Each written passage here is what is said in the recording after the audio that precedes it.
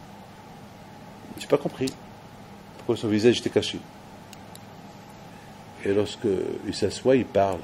J'ai dit pourquoi son visage? C'est pas à voir. Alors lorsqu'on me dit c'est pas à voir, c'est là que je veux voir. Ah mais j'ai eu peur. J'ai dit attends, s'il a le visage caché, c'est pas à voir. Alors, il faut pas voir. Mais la curiosité était grosse, était grande, que je voulais voir. J'ai vu son visage, il avait que la moitié du visage. La moitié du visage, Hachem Ishmael. Il attrapait la mahala dans le visage. La mahala dans le visage. La moitié du visage. J'ai eu peur. Mais maintenant, le plus méthode, puisque lui, maintenant, il s'est levé, il voulait que je mette mes mains sur sa tête, et après, il s'est approché vers moi, il me dit, passe tes mains sur moi.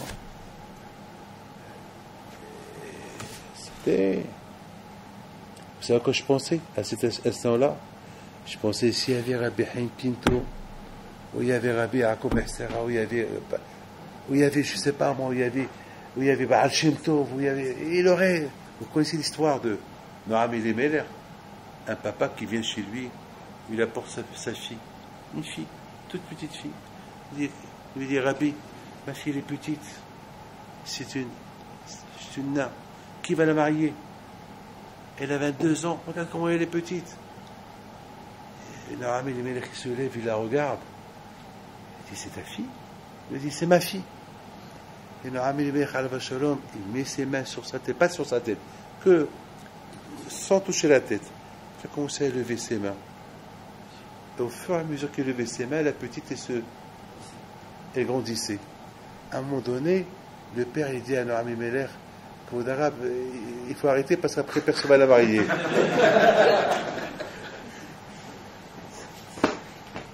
C'est tzadikim, hein. Je me suis hier senti ridicule. J'ai dit, s'il y avait Rabbi Haïm Pinto maintenant, il aurait enlevé tout ça. Je connais plein d'histoires, des vrais tzadikim.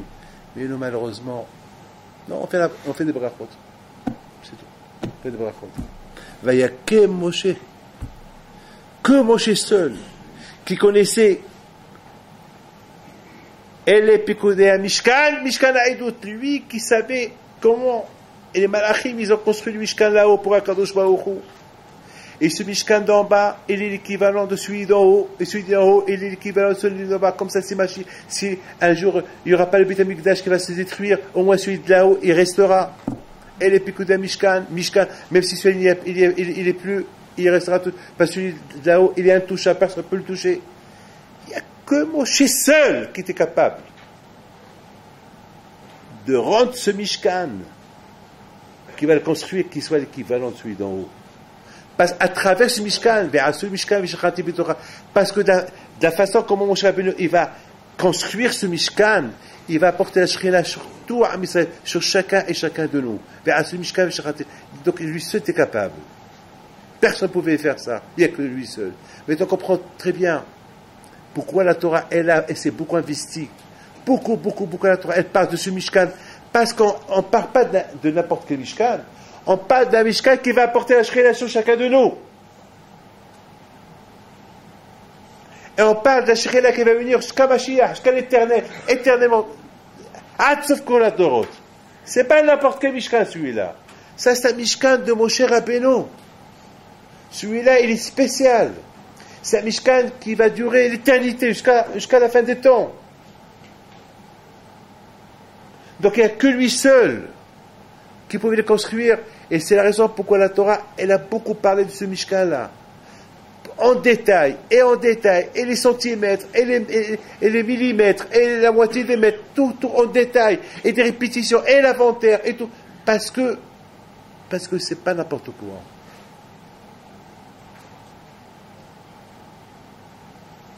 Lorsque la Torah donne l'importance à ce Mishkan, un homme il doit se dire combien un homme, l'importance que l'homme, il doit sentir le fait que Hachem réside en lui. Mais comment il peut résider en lui si il est Mekayem Torah Mitzvot? On ne peut pas être à moitié, Mikayem, respecter les Torah et les mitzvot. Impossible. Tu n'es pas la résidence d'Hachem. Être la résidence d'Hachem, c'est être Mikayem, respecter les Torah et les mitzvot. C'est ça qui va nous aider. Et c'est ça qui va nous aider.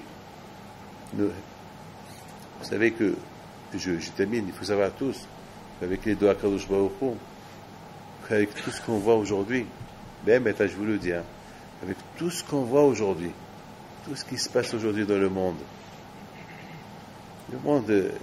il est, chimiquement,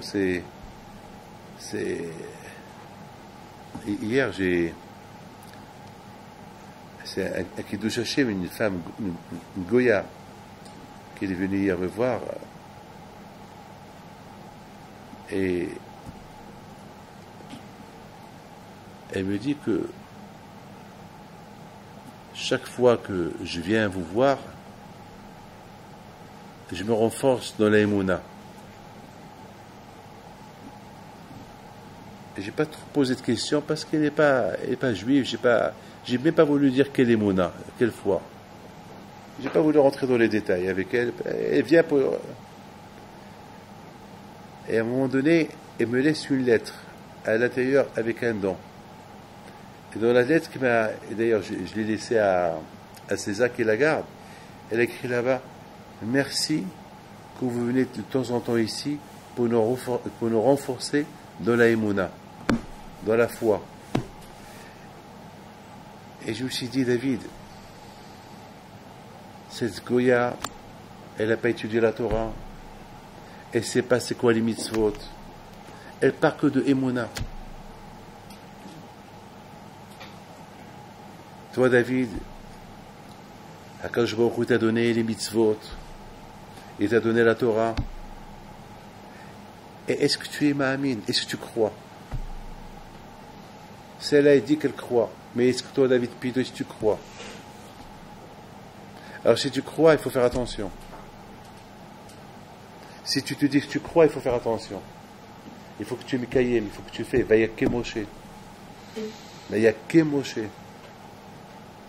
C'est quoi Vayaké, mais il a construit.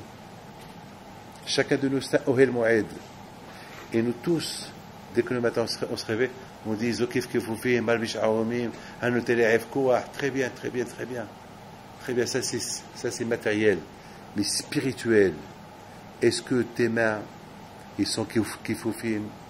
Est-ce que tes yeux, est-ce que tu fais attention avec ton corps? Pour que tu fais attention avec tes yeux. Il y a ce qu'on appelle le matériel, ça c'est Hachem qui te donne, mais au niveau spirituel, est-ce que tu fais attention à tes yeux? Hachem te donne les yeux pour voir très bien, mais si tu fais attention, est-ce que tu vois n'importe quoi ou pas? C'est ça la Emouna. Vous savez, une seule fois j'ai vu Rabshach, pas deux fois, une seule fois. Une seule fois j'étais avec Rab Haim Volkin, le Mashgiach du Shivat Ateret Israël, et là, après qu'on a discuté un peu, il me dit, j'ai posé une petite question, je lui ai dit, vous pouvez me dire un message pour moi, pour que je le répète tout le temps, un message personnel pour moi. Il réfléchit un peu. Mais c'est ça les Gdolim. C'est ça les Gdolim. Les vrais Gdolim, c'est ça. Tu vois, toute cette maison, comme Rab Haim Shmuel, Alav Shalom, toute sa maison, c'est quoi? Oh, Rab Kaufman, Shalita, mon Rab. Il a les meubles chez lui, les meubles qui a 60 ans, ou 70 ans. Et ça sent même l'hermolia, comment t'appelles la moisissure.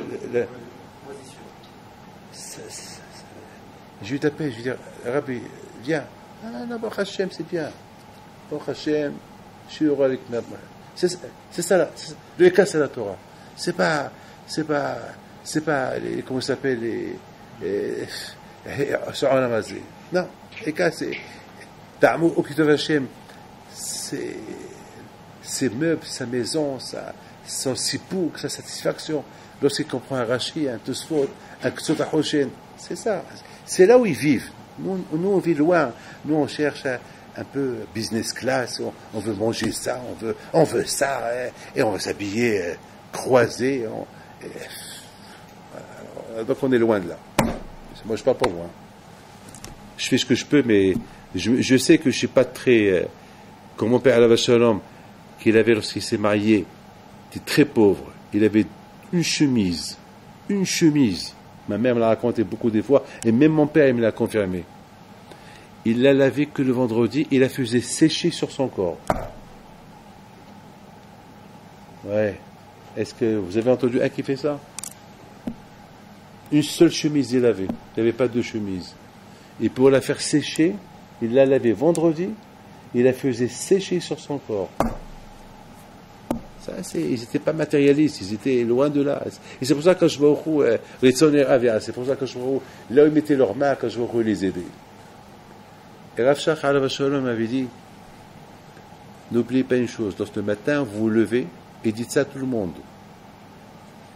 Pourquoi il y a le manque de émouna chez les gens? C'est parce que le matin, lorsqu'ils se réveillent, ils pensent qu'ils se sont réveillés. C'est la nature qui les a réveillés. C'est le réveil qui les a réveillés. C'est le bruit de la rue qui les a réveillés. Ils ont oublié, c'est Hachem qui les a réveillés. Les gens, ils bougent leurs mains le matin, ils pensent que c'est la nature. Mais non, l'homme, c'est pas un robot. J'oublierai ce mot qu'il a dit. Adam ou le robot. L'homme, c'est pas un robot. C'est Hachem qui manipule ses mains. C'est Hachem qui lui ouvre ses yeux. Il m'a dit des choses simples. Il m'a pas dit un pile-poule. C'est pas le Haboura qui a l'habitude de faire Polevich qui m'a dit. Il m'a dit des pchoutim, des mots simples qui sont entrés dans le cœur. Beaucoup des fois, des choses simples qui rentrent dans le cœur. Avec Akadosh Baruch Hu, il ne faut pas être hakam. Il ne faut pas être hakam avec Akadosh Baruch Hu. Il faut tam, tmimout. Il m'a dit, si le juif le matin, il voit ses mains, il pense, il réalise qu'il n'est pas un robot, que c'est Hachem qui fait. Alors il va dire, merci Hachem que je bouge mes mains. Merci Hachem. Merci à Kadosh Baruch. C'est ça, Rabotai Vayaké Moshe.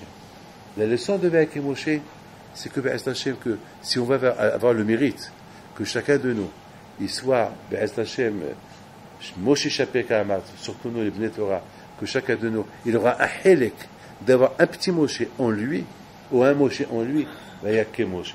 Il faut que chacun de nous, il fait des efforts pour se renforcer. Vayakem Edot Israël. Il faut se renforcer, se construire dans le Derech HaNechona, dans le Derech HaEmet, dans le Derech HaEmet. Il ne peut pas être et comme ça et comme ça. Parce que comme ça, c'est justement, c'est pour ça qu'Am Israël, ils ne pouvaient pas construire. Parce qu'ils ont dans leur Mahet HaEgel. Ils ont dans leur même Aaron, il a dans ses Mahet HaEgel. Et chacun, il y avait un seul qui n'avait rien dans ses mains. Un qui pur, qui kadosh, qui tzaddik, qui tzaddik itzot olam, qui est la havruta de Akadosh Baruch Hu, c'était Moshe Rabbeinu. Il n'y avait que lui seul. Voilà, Rabotai. De lui, maintenant vous comprenez, pour la paracha la semaine prochaine, de là vous comprenez pourquoi Moshe Rabbeinu, alav shalom, il pouvait accepter plein de choses, mais il ne pouvait pas accepter que lui seul écoute la parole d'Hachem. Qu'Hachem parle qu'avec lui, c'était dur. Il voulait qu'Hachem, que la parole d'Hachem elle soit avec tout le monde, que tout le monde écoute, que moi seul j'écoute. Alors Vaikra, il a écrit sur Aleph, qu'il est petit, Hachem, qui suis-je? Bon, Vaikra, peut-être, c'est une coïncidence que tu me parles. Voilà, une coïncidence. Ça veut dire, je suis pas raoui. Moshe Rabbeinu alav shalom. Il y a plein à apprendre de cette paracha. Voilà, Rabotai, que chez vous donne votre chavetz. الهرب نبيت بنتو اللولا لسيتو الهرب نبيت بنتو لو ضويا العيالات صغرتو